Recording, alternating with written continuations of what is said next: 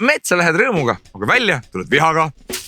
Kevadel saame me kaskidelt mahla, suvel saame lehti, talvel küttepuid, aga mul on tunne, et ma olen kaske alahinnanud.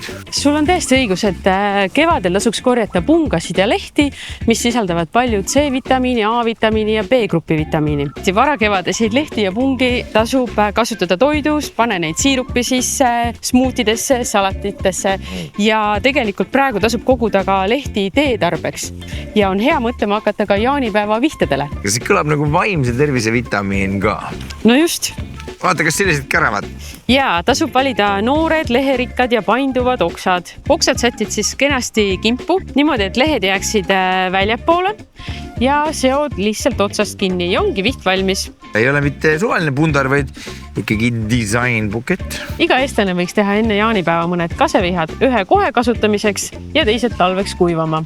Näed, sellise tegin, on viha moodi. Minu meelest väga hea jaaniviht. Jah, minu arust ka. Vihtasid saate kaasikust, aga vitamiine noppige apoteekast.